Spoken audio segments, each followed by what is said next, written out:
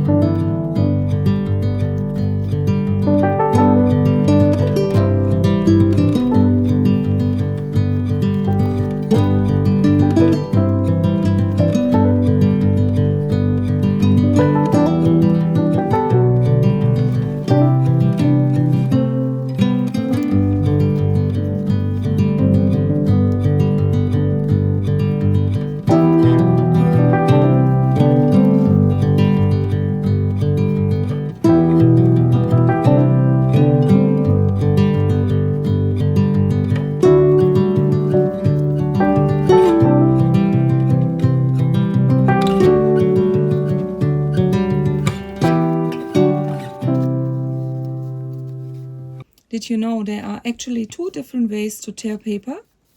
If you tear the paper up towards you, you'll usually get that soft white, slightly distressed edge where the paper fibers are exposed.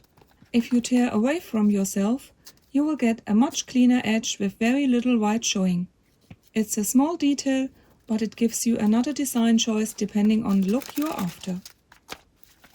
Once I'm happy with the collage, it's time to fill those gaps. Because I want to stay within the same color palette, I'm using my large acrylic markers. Of course, you could also use acrylic paint, watercolors, colored pencils, or anything else you already have. There really isn't a right or wrong way to do this. On my first envelope, I'm using a soft neutral beige to pull all the different papers together and create a calm background.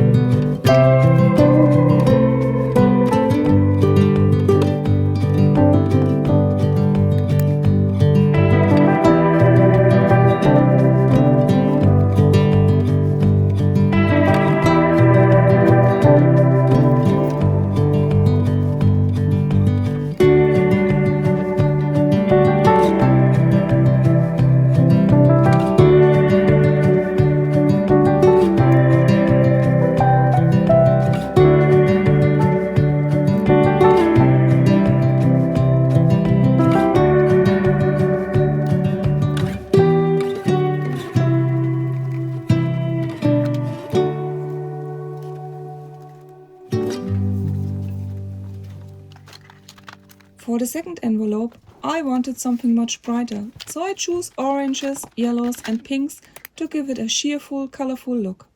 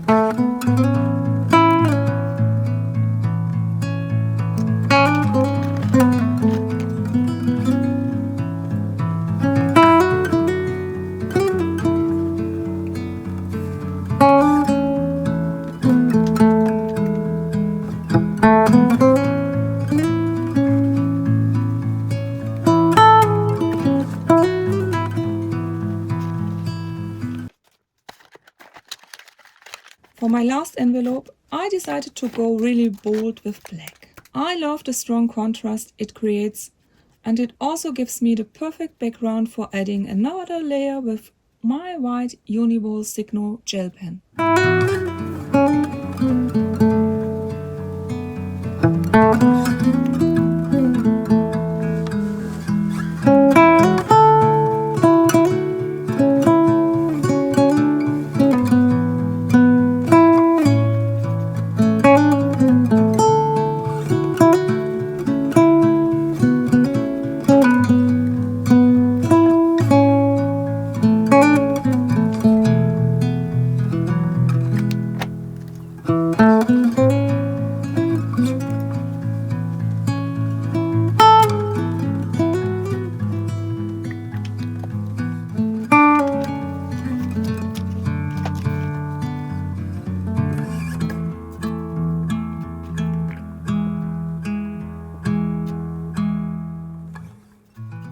And remember, you can always go back and add more collage pieces if you feel something is missing. There's no rule saying you have to stop after one layer. For me, it's the strong black contrast that really makes this one come alive.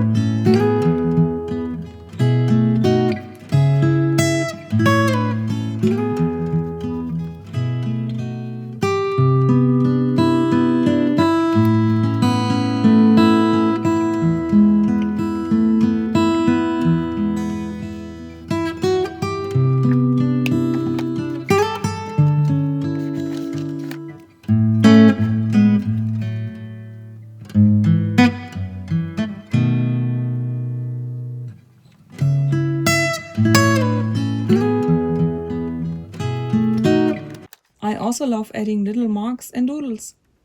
Mark making is such a relaxing exercise. It doesn't have to be perfect. Just enjoy moving your pen across the page. Every little line adds more personality and makes your envelope completely unique. No two collage pieces will ever look exactly alike, and I think that's one of the things I love most about junk journaling.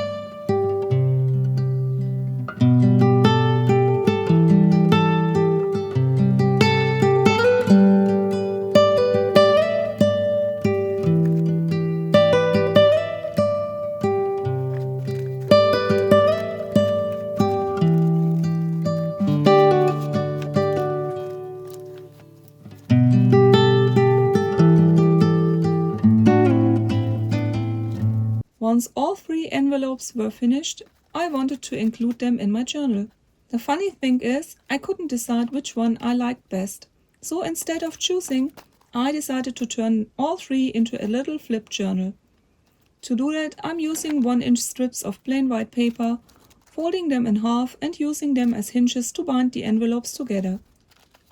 As a finishing touch, I wanted to use my Tim Holtz quote stamps. I stamped the quotes onto some of my leftover paper. My stamping wasn't my best today, so I had to do a little extra work afterwards to clean everything up, but that's part of creating, isn't it? Things don't always go perfectly, and that's completely okay. Once I was happy with the order, I glued the folded paper strips between each envelope to create a little booklet.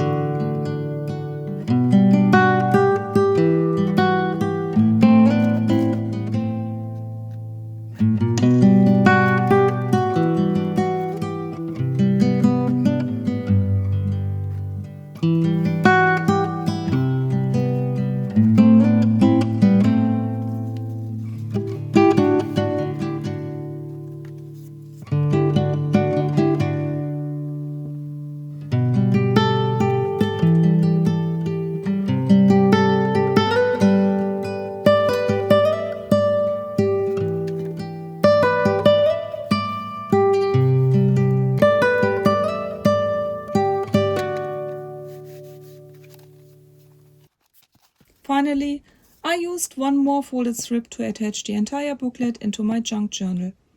These little envelope pockets are perfect for storing favorite quotes, journaling cards, little notes, or even tiny treasures you collect along the way.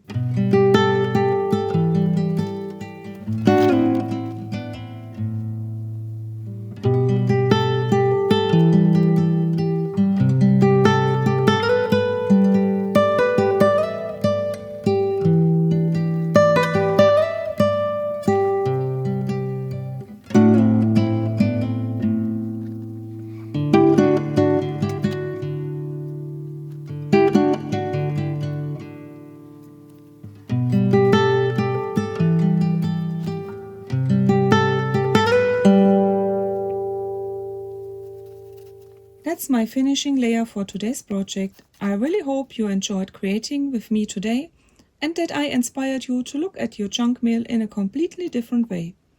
Sometimes the simplest materials can become the most beautiful pages. If you'd like to use some of the collage papers I created, don't forget to check out my new Ko-fi page.